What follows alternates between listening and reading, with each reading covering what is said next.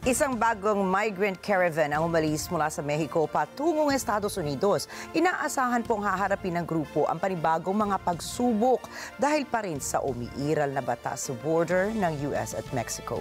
Narito ang report ni Asi Sakmar. Bitbit ng bagong migrant caravan ang higit sa 1,500 mga tao mula sa Tapachula, Northern Mexico papuntang Estados Unidos. Maagang lumaraga ang karavana kasama ang mga pamilyang may mga bata, gayon din ang mga individual bitbit ang kani-kanilang gamit. Esta noche nuestro destino es la Ciudad de México, que es la capital.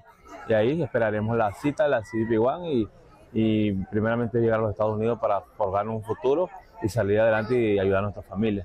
Eso es lo que se quiere. Nakamasid ang National Guard officials sa biyahe. Umapila ang grupo sa mga opisyal ng Mexico para sa suporta nito sa pagsulong ng kanilang destinasyon.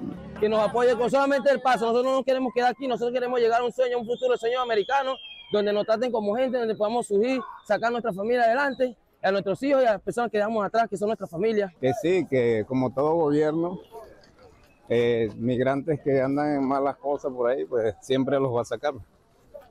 Y es lo más legal. Marami sa kanila ang tumatakas sa kaguluhang politikal at kahirapan sa Venezuela. Nagmamadali ang karaban na patungong US upang maunahan ang panunumpa ni President-elect Donald Trump sa 20 ng Enero.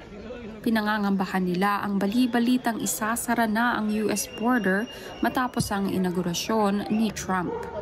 Gayon din ang pag-aalinlangan na maghihigpit na rin ang Mexico sa pagpapatupad ng imigrasyon nito. Ashley Sakmar para sa Mata ng Agila International. Trusted, connected, on point.